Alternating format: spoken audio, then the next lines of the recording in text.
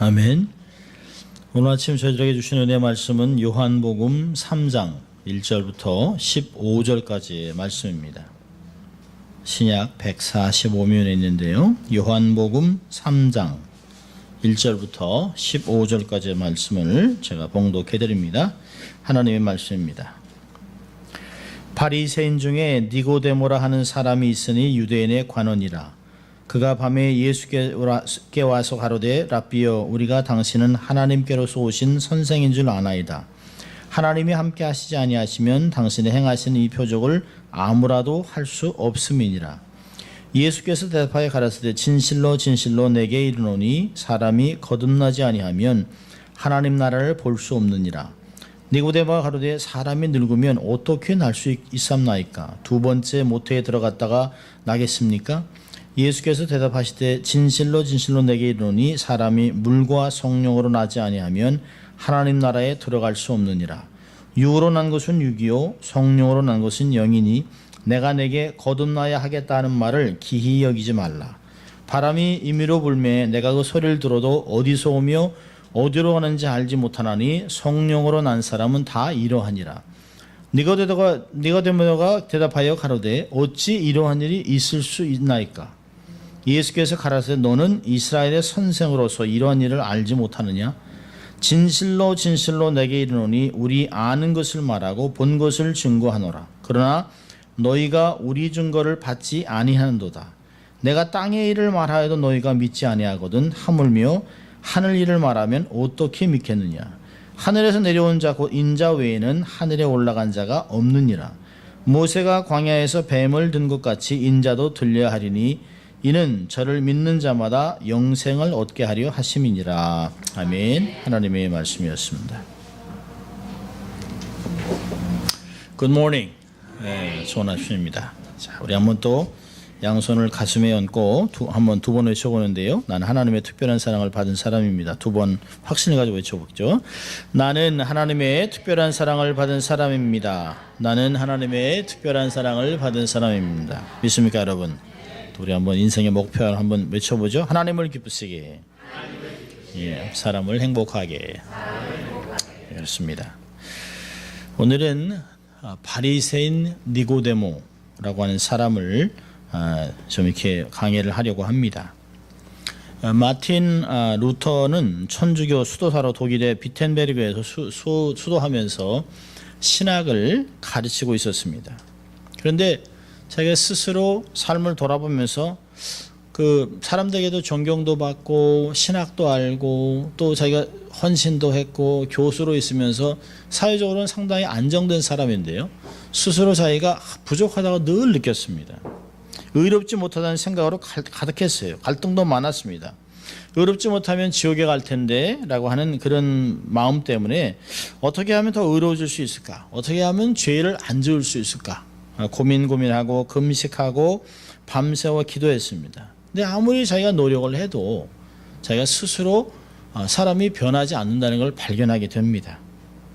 그래서 고행을 감행하기로 결심해서 깨진 유리 조각들이 깔려있는 베드로 성당 돌계단을 무릎으로 기어 올라갑니다. 그러면서 막 무릎이 벗겨지고 피가 나는데도 자기의 삶에 있는 죄에 대한 그런 무서운 눌림이 없어지지 않습니다. 그러면서 나는 정말 죄로부터 자유할 수 있는 인간이 아니구나라고 하는 절망에 빠집니다. 그러면서 도대체 하나님이 왜 이렇게 사람들에게 높은 기대감을 주셨을까? 어떻게 사람이 의인이 될 수 있을까? 참 하나님은 무리한 것을 요구하신다라는 생각을 하게 됩니다. 그렇게 절망에 빠져있던 루터가 어느 날 성경을 읽는데 로마서 1장을 읽습니다. 그리고 17절에 의인은 믿음으로 살리라 라고 한 말을 듣고 깜짝 놀래요. 평상시에 많이 읽던 말씀인데요. 내가 의롭게 될 수 있는 것은 하나님의 은혜밖에 없다는 걸 깨닫습니다.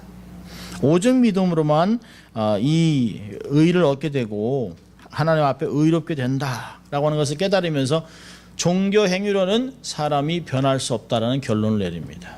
그리고 종교 개혁을 일으키게 됩니다. 사실 우리의 삶을 보면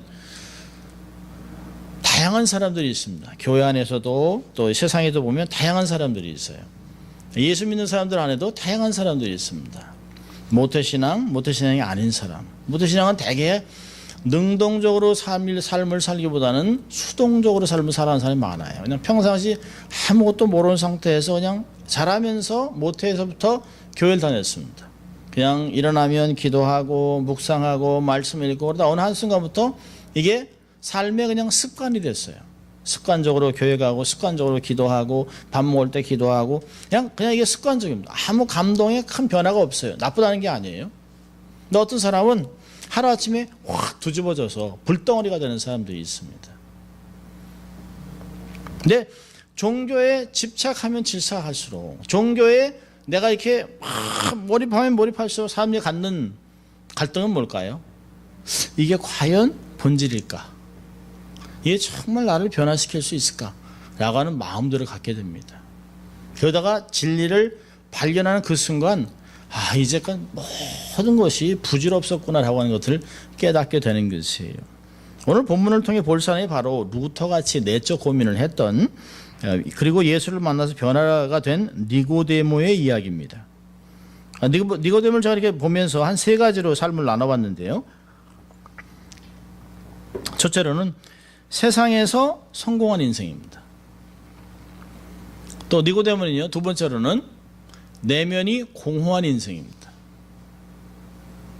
세 번째로는요, 본질을 찾은 인생이 됩니다. 그리고 삶의 변화를 갖게 됩니다. 여러분 바리새인 보면요, 여러분 오늘 본문을 보세요. 3장 1절을 보면 이런 말이 있습니다.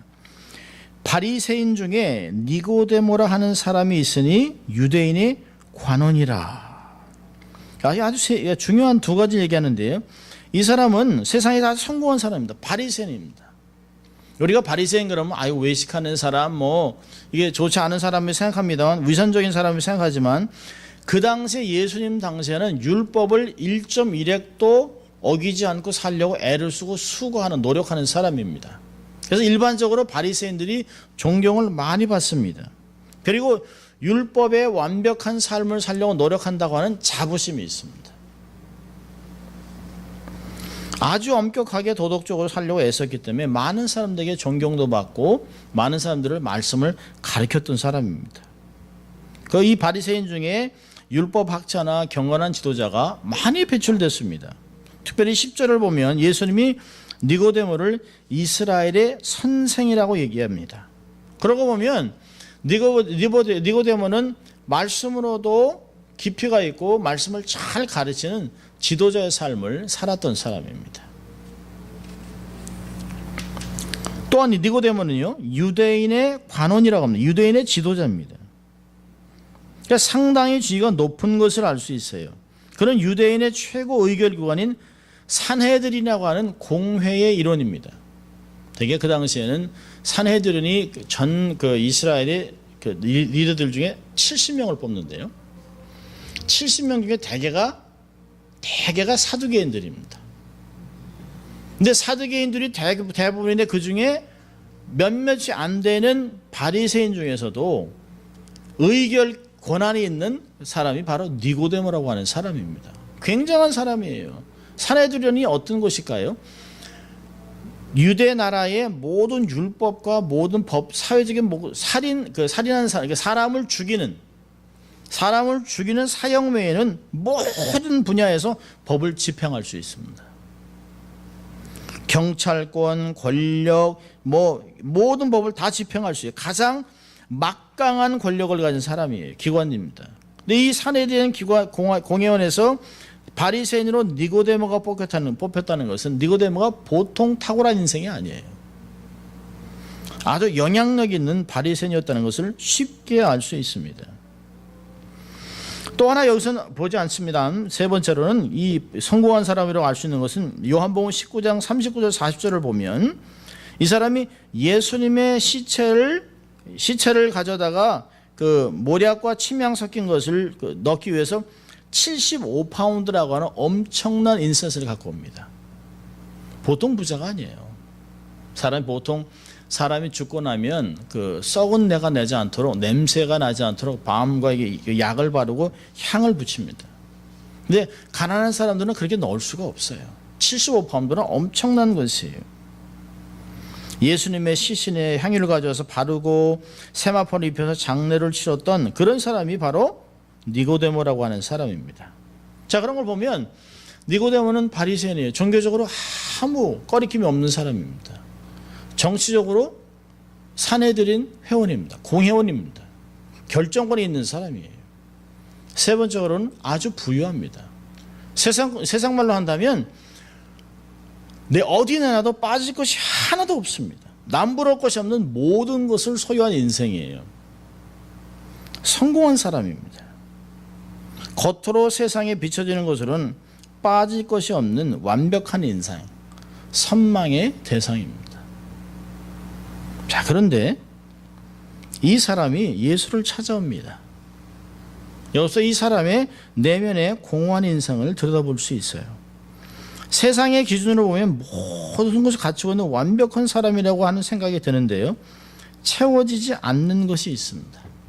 자, 여러분, 바리새인이라고 할 때 바리새라는 말은 뭘까요? 따로 떼어놨다, 구별했다라고 하는 말입니다. 그러니까 죄 가운데 살아가는 일반인으로부터 자신을 구별합니다. 소위 예수님 당시에는 세 종류의 사람을 죄인이라고 하는데요, 첫째로는 세리, 둘째는 창기, 세 번째로는 장애인들입니다. 이 세 종류의 사람들은 투표권이 없어요. 이 세 종류의 사람들은 증인의 자격이 없습니다. 이런 사람들하고는 길에서 만나지도 않고 얼굴도 보지 않습니다. 대화하지도 않습니다. 상종하지 않습니다. 같이 앉아서 밥을 먹지도 않습니다. 그래서 바리새인들이 예수님이 세리 마태와 함께 밥을 먹을 때 왜 죄인인 그 세리와 밥을 먹냐라고 하는 얘기를 한 것을 보면 이들이 얼마나 삶을 아주 분리된 삶을 사는지 알 수 있어요. 오직 율법 준수에 자신의 삶을 헌신한 사람입니다. 율법을 온전히 지키고 최선을 다해서 선하게 삶을 살아내면 구원을 받는다라고 하는 것이 바리새인들의 믿음입니다. 그러니까 100% 자력구원이에요. 내가 수고하고 최선을 다해서 선하게 삶을 살면 내가 구원받는다, 내가 천국 간다고 믿는 것이 바로 바리새인들입니다. 그런데요, 이렇게 삶을 살았던 니고데모가 나사렛 예수의 삶을 듣기 시작합니다. 세례 요한이 나타나서 광야에서 복음을 전하고 회개하라 천국이 가까웠다라는 말을 듣고 말에 충격을 받습니다. 그런데요, 그 후에 나타난 세례 요한에게 세례를 받은 예수 그리스도, 촌부, 랍비, 젊은 랍비, 많은 공부를 하지 못한 그런 사람이 세상에 등장을 해요. 그리고 그가 전하는 말이 세례 요한과 하나도 다르지 않습니다. 회개하라, 천국이 가까웠다. 그리고 놀라운 것은 기적을 막 행합니다. 사람을 고쳐요. 귀신을 쫓아냅니다. 병을 고쳐요. 지방을 다니면서 천국 복음을 가르치기 시작합니다. 이 니고데모가 삶에 있는 갈등이 증폭이 됩니다. 도대체 이 사람은 어떤 사람이길래 젊은 사람이 이렇게 메시지를 전하고 다닐까? 야심한 날 밤에 예수를 찾아옵니다. 3장 2절을 보니까 그가 밤에 예수께 찾아왔다. 이 밤에 찾아왔다라고 하는 요한의 그 표현은 밤이라고 하는 것이 어둠에 있다는 것이에요. 다른 사람들은 모르게 밤에 찾아왔다는 그런 의미가 아닙니다. 유대 지방은 덥기 때문에 주로 낮에는 많은 삶을 살지 않아요. 주로 이렇게 낮에도 한 2시간씩 자고 시에스타, 그 지중해 문화 속에 있는 한 2시간 정도를 잡니다. 그리고 저녁이 되면 선선할 때 지붕 위에 올라가서 이야기를 하고 차를 마시면서 밤새 12시까지 얘기를 해요. 그런 걸, 이런 그 중동 문화를 본다면 예수님께서 아마 제자들하고 모여서 앉아서 이야기를 하고 있을 때입니다. 홀로 몰래 사람 눈을 피하기 위해서 찾아온 니고데모의 모습은 아닙니다. 어느새 이미 결단을 하고 밤에 아주 많은 사람이 모여서 대화를 하고 있는 그런 곳에 예수를 물어물어 찾아왔어요.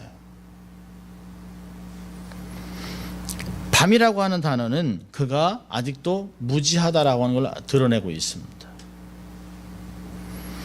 밤에 예수를 찾아와요. 겉으로 보기에는 종교적으로나 율법적으로 흠잡을 데가 없죠. 명문가죠. 부족할 것이 없죠. 그런데 자기의 존재, 삶의 가치, 본질들을 해결하지 못해 뭔가 답답해서 공허해서 예수를 찾아온 것이 분명합니다. 사람들은 보면 되게 이것저것 부대끼면서 사는 것 같고 고만고만하게 사는 것 같고 힘들게 부대끼면서도 작은 행복에 만족하고 살아가는 것 같아요. 그런데 톨톨 털어보면 다 말할 수 없는 고민들이 있어요. 나는 이거 있는데 이게 없어요. 나는 이것이 있는데 이게 없어요. 근데 가만히 들여다보면 본질은 같습니다. 인생의 부르심과 인생의 삶을 살아야 되는 목적들을 발견하지 못하기 때문에 그것을 채우려고 애를 쓰고 살아가는 것이에요. 근원적인 공허함을 채우지 못합니다. 사람들은 본질적으로 공허하기 때문에 그걸 채우기 위해서 많은 것을 노력해요. 어떤 사람은 돈을 많이 벌어서 공허함을 채워보려고 합니다. 근데 돈을 많이 벌었는데도 삶은 해결이 안 돼요. 어떤 사람은 공부를 많이 해서 학위를 막 받습니다. 근데 학위를 3개씩 받아도 해결이 안 돼요. 어떤 사람은 예술로 가고 어떤 사람은 술로 가고 어떤 사람은 명예로 가고 어떤 사람은 좀 좋은 도시에서 막 다른 사람에게 베풀고 선을 행하는데도 자기의 삶의 어떤 본질적인 것이 해결이 안 됩니다. 어떤 사람은 거부하죠. 의도적으로 잊어버리려고 하죠. 인생이 다 이런 거야 라고 치부하고 삶을 살려고 하지만 가만히 혼자 있을 때마다 삶에서 불끈불끈 올라오는 삶의 본질에 대한 질문을 해결을 못하는 것이에요. 나는 왜 이렇게 살지? 남들은 아우 교수님, 아우 목사님, 아우 사장님, 아우 안녕하세요라고 하지만 혼자 앉아있을 때는 세상에 나 같은 인간이 없는 거예요. 나 같은 외식인, 나같이 드러나면 정말 나에 있는 모든 걸 다 드러내면 세상에서 저런 인간이 있었다고 손가락질 할 만한 그런 인생을 살고 있어요. 대단하죠. 되게 상대적입니다. 그리고 자기가 스스로 볼 때 절대적이라고 생각하지만 안 그래요. 문제는 하나님은 우리를 그렇게 보시지 않는다는 것입니다. 사람의 기준, 세상의 기준을 가지고 내가 잘났다, 내가 부족하다, 내가 죄인이다, 죽일 놈이라고 생각하고 있다는 것이에요. 하나님은 전혀 그렇게 생각하지 않는다. 놀라운 것은 잘난 사람일수록 더 그게 심하더라는 것이에요. 잘난 사람일수록 훨씬 더 많은 사람이 우울증 약을 먹습니다. 놀라운 것은 홈레스들은 잘 우울증 약을 안 먹습니다. 별로 걱정하지 않아요.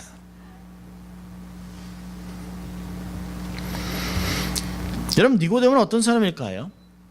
율법과 성전 체제에 확실한 사람입니다. 성전 체제, 이스라엘 세대는 그 당시에는 성전이 모든 이스라엘 사람의 중심입니다. 제사장, 바리새인, 서기관, 율법사들이 모든 것을 쥐고 있습니다. 내가 얼마나 성전 깊은 곳까지 들어갈 수 있느냐, 이 성전 중심으로 모든 것을 카운트를 했어요. 성전 체제에 아주 확실한 사람입니다. 완벽하게 소화하고 몸에 익숙해요. 율법 정확하게 알고 있습니다. 자, 그런데 아무리 노력해도 해결이 안 돼요. 네 성전을 허물라, 내가 사흘 만에 세우겠다.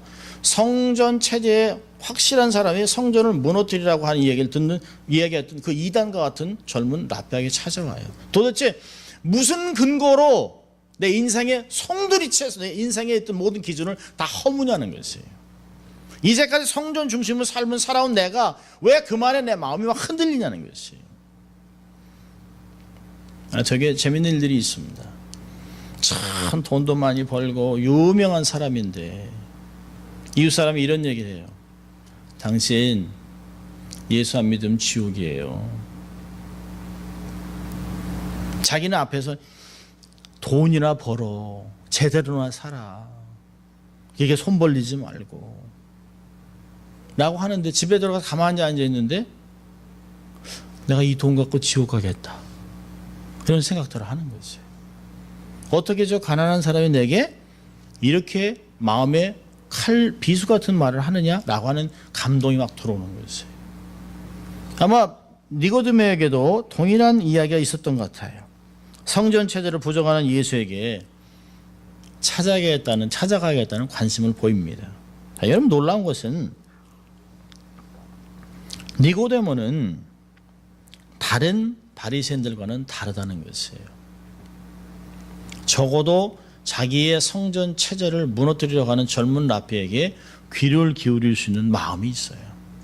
이건 뭘 얘기할까요? 하나님이 역사하기 시작한 것이에요. 구원은 절대적으로 하나님의 역사입니다. 정말 저 사람은 바늘로 찔러도 피 한 방울 안 날 것 같은데도요, 성령이 역사하면 사람이 변하더라는 것이에요. 이 율법에 정말 한 자도 틀리지 않기 위해서 애를 쓰고 수고하고 율법에 완벽한 사람이었던 바리새인, 정치적으로 명망이 있는 명문가의 이 사람이 말 한마디에 흔들립니다. 그리고 그를 찾아가요. 여러분, 바리새인이었지만, 관원이었지만, 니고데모는 자기의 자신에 정직했던 사람입니다. 자기 내면을 들여다볼 줄 아는 사람이에요. 내면의 소리에 귀를 기울일 줄 아는 사람입니다. 삶의 본질에 대한 질문을 갖고 있었어요. 여러분, 니고데모는 2절에 보니까 예수님을 찾아와서 예수를 뭐라고 하냐면 랍비여라고 합니다. 랍비여, 선생이라고 부릅니다. 그리고 그에게 이야기를 해요. 당신이 하는 표적은 하나님께로부터 오지 않았으면 절대 이루어지지 않습니다. 그걸 내가 압니다. 니고데모는 성경도 알아요. 하나님도 알아요. 진리를 찾고자 했던 사람인 것을 너무나 잘 알 수 있습니다.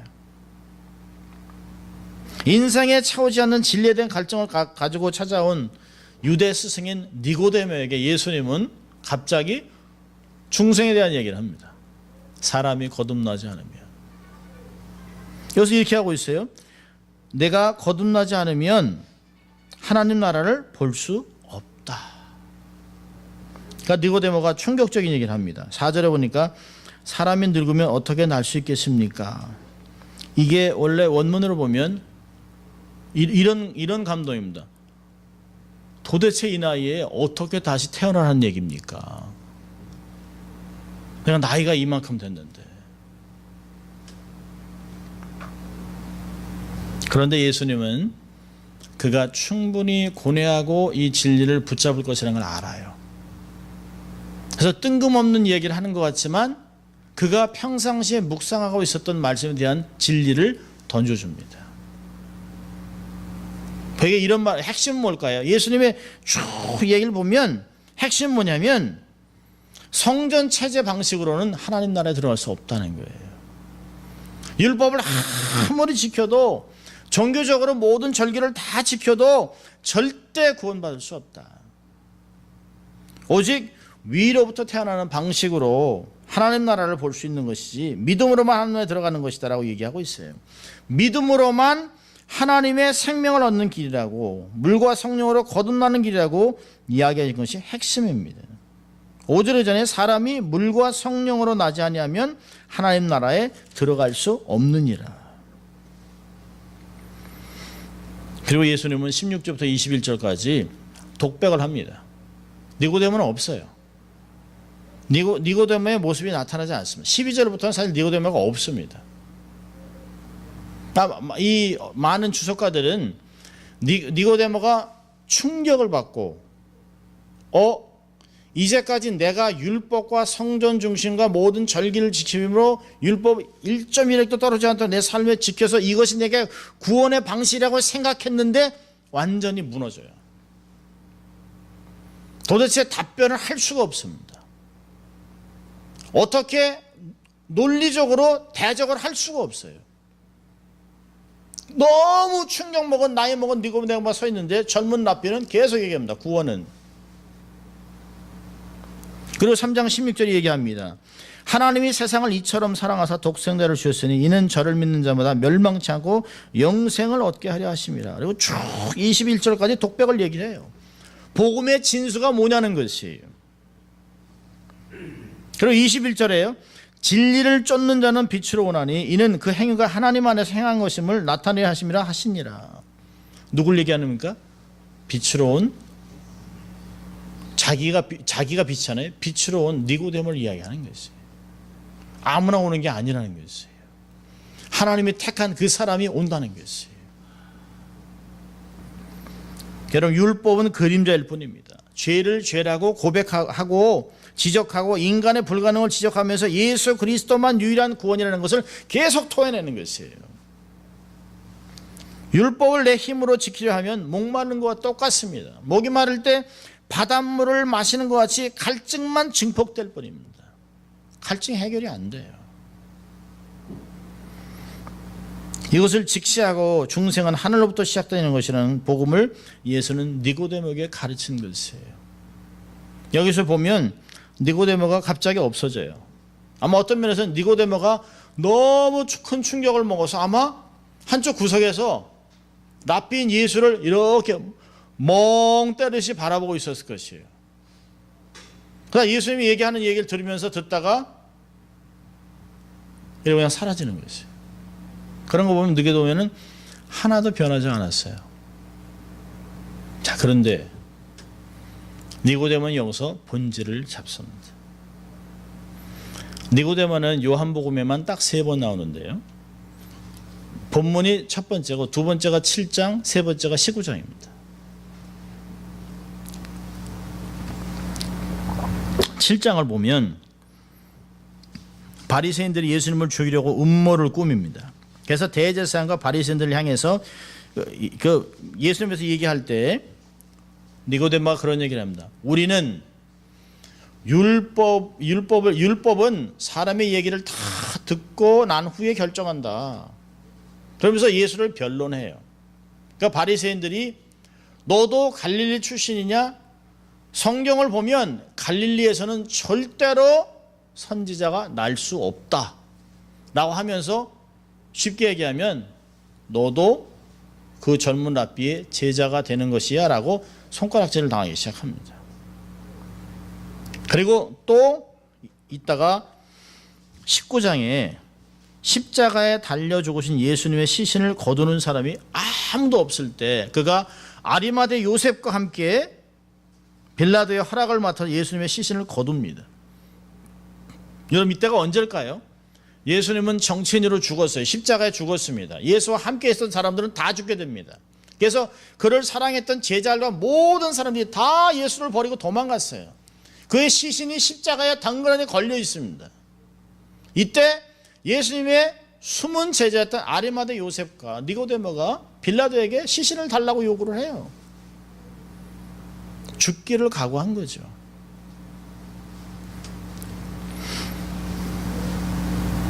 니고데모가 향유와 장례에 필요한 물건을 제공하면서 예수님의 시신을 거둬 장례를 치르는데 동참합니다.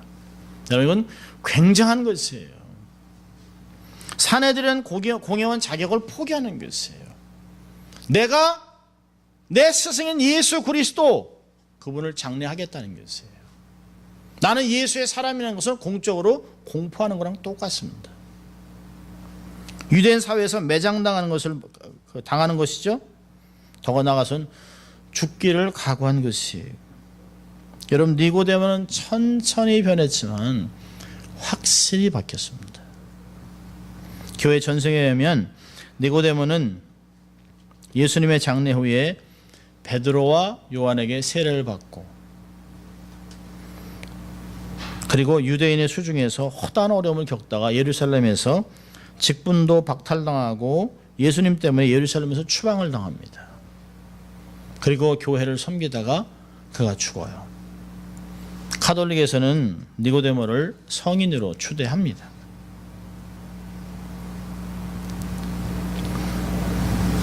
자, 오늘은 이 본문을 통해서 우리가 한 3가지를 우리의 삶에서 한번 적용을 해보려고 합니다. 첫째로는 모든 사람은 다 복음이 필요하다는 것이에요. 잘난 사람, 못난 사람, 빈부귀천, 공부를 많이 하고 실력이 있고 없고 학력이 높은 사람이나 없는 사람에 다 복음이 필요합니다. 인간의 내면에는 사람의 노력으로 채울 수 없는 공간이 있어요. 그 공간은 오직 복음, 예수 그리스도만이 채울 수 있습니다. 사람은 본능적으로 자기가 갖고 있는 모든 것으로 자기의 삶을 완벽하게 꾸미려고 하지만 그것이 구원은 외부에서 오는 것이에요. 갈라디아서 3장에서는 믿음이 우리의 삶에 임함에 믿음이 온 후로 내 삶이 변했다라고 이야기를 합니다. 이 세상에 복음이 필요하지 않은 사람은 아무도 없습니다. 아무리 종교성이 깊어도 수많은 자선을 통해 선한 일을 해도 깊은 산속에서 홀로 고행을 통해 수행하는 수도사라도 복음이 필요 없다고 하는 것은 단지 아집이요 교만일 뿐입니다. 어떤 사람은 그럽니다. 나는 죄도 안 졌습니다. 평생 선하게만 살았습니다. 하나님 예수님은 우리에게 선하게 살라고 얘기하지 않습니다. 복음을 받아들이고 구원과 영생을 경험하라고 얘기합니다. 어떤 때는 예수 안 믿는 사람이 우리보다 더 착하게 사는 것 같이 보일 수 있습니다. 그러나 속지 마십시오. 성경에게는 착함과 세상에는 착함은 수준이 달라요. 성경에게는 착함은 사도행전 11장에 바나바를 통해서 가르쳐줘요. 바나바는 착한 사람이라 이 착한 사람의 정의를 성령과 믿음이 충만한 사람을 얘기합니다. 한마디로 얘기한다면 세상에 있는 사람들은 성령과 믿음이 충만한 사람이 없기 때문에 착한 사람이 없는 것이에요. 우리 신앙생활 하면서도 생각이 바뀌지 않습니다. 예수 믿고 삶을 10년, 20년 살아서도 우리가 쓰는 단어들이 하나도 바뀌지 않습니다. 저 사람 부처님 가운데 토막 같아 너무 착해. 예수 안 믿는 사람은 착하지 않습니다. 그렇지 않아요. 그건 착한이 아닙니다. 모든 사람은 복음이 필요한 것이에요. 자, 두 번째는요. 주어진 기회를 선용해야 합니다. 여러분 마음에 감동이 오거나 진리되는 의심이 있을 때 그 의심을 떨쳐버리고 죽게 나와야 해요. 여러분 우리가 스스로 그 고민을 풀어보려고 의심에 대한 풀려고 애를 쓰면 애를 쓸수록 미궁에 빠집니다. 생각이 꼬리를 물고 가요. 진리를 찾아내지 않습니다. 우리가 생각을 사로잡아서 그리스도께 복종할 때만 진리가 우리의 삶에 다가오는 것이에요.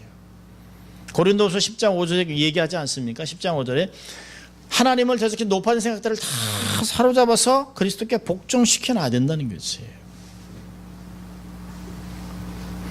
성령이 내면에서 역사할 때 뿌리치지 말고 순종해야 합니다. 그러면 선생이 돼서 자세히 가르쳐 주실 것이에요. 아마 삶 속에 제가 믿는 것은 요한복음 3장에서 예수 그리스도의 말을 들은 니고데모의 삶 속에 충격과 함께 내면에서 말할 수 없는 뭔가 새로운 역사가 막 나타나기 시작했습니다. 그러면서 예수의 말하는 말이 맞을 수 있다. 내가 평생을 추구했던 진리를 소유한 사람 같다. 그리고 그의 삶과 그의 가르침과 그의 모든 죽음과 부활을 통해서 그의 삶은 완전히 바뀌는 것이에요. 여러분 그가 예수님의 시신을 장사하려 했다는 건 뭘까요? 내 삶을 전적으로 투자해도 될 만한 인생이라는 것이에요. 진리를 붙잡은 것이죠. 여러분 한 번의 기회, 밤에 예수를 찾아왔던 그 한 번의 삶이 그를 완전히 바꿔놨어요. 결단의 시간이 필요한 것이죠. 여러분 고민, 깨달음, 생각 이런 것만으로는 부족합니다. 결심하고 발을 내딛어야 돼요. 어떤 사람이 그래요. 목사님 조금 더 생각해 보고요.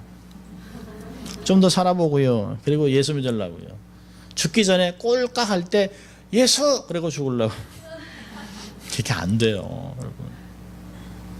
하나님이 나 같은 사람을 구원하기 위해서 얼마나 많은 사람을 보냈을까요? 얼마나 많은 기회를 해놓으셨을까요? 그때 하나님의 때가 돼서 반응을 하니까 삶에 변화가 오는 것이에요. 성령이 내면에서 강하게 주도하며 역사할 때 그냥 삶을 맡기세요. 그냥 주님 뜻대로 행하십시오.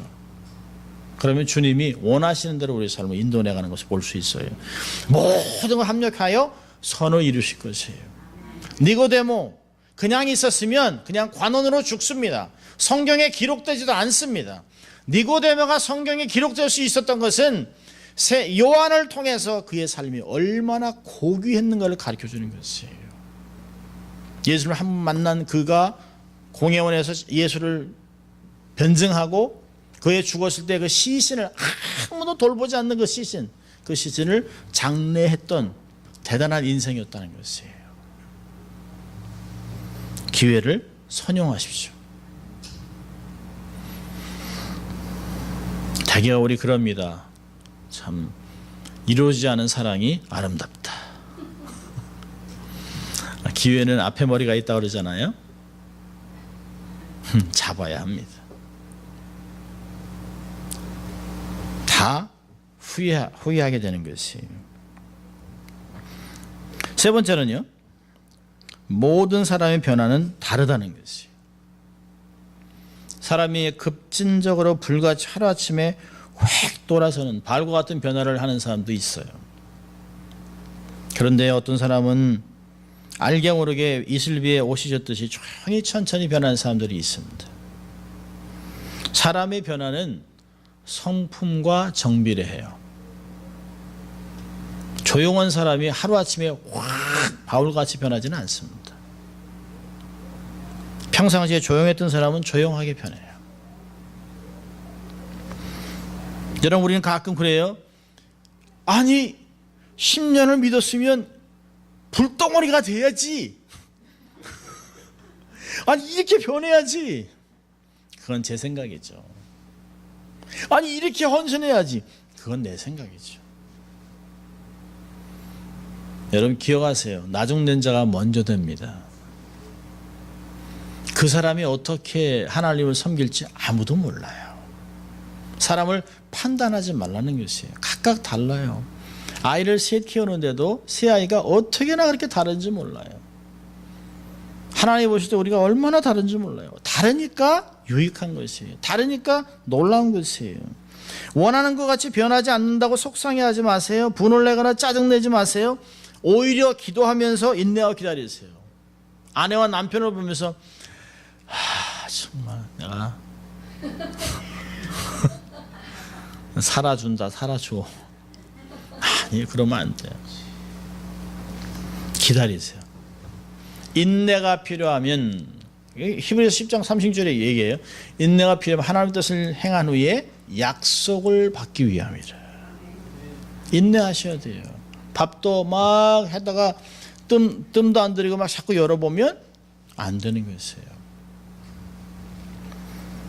여러분, 사람은, 하나님이 작정한 사람은 반드시 변하게 되어 있습니다.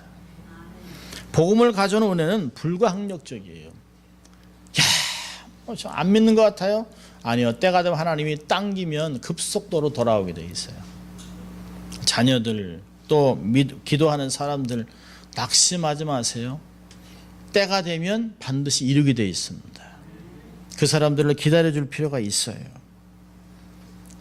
이런 복음을 통해 인생의 본질을 깨닫고 붙잡으세요. 삶의 주를 대변하고 드러내는 삶을 살아가시길 바랍니다. 우리를 통해서 많은 사람이 예수는 살아계시구나. 정말 내가 이 주께 와야겠다라고 하는 그 감동의 메시지를 듣고 전하는 여러분 될 수 있기를 주의 이름으로 축원합니다. 기도하겠습니다. 하나님 아버지 감사합니다. 오늘도 바리새인이었던 니고데모를 통하여 우리에게 어떠한 인생을 살아갈 것인가를 권면하신 주님 감사합니다. 하나님, 본질을 복음을 통해 붙잡을 수 있도록 도와주시고 그것을 살아내게 하심으로 하나님을 영원롭게 주위 사람들을 복되게 하는 저희들 될 수 있도록 주님 축복하여 주시옵소서. 감사하고 예수님 이름으로 기도합니다. 아멘.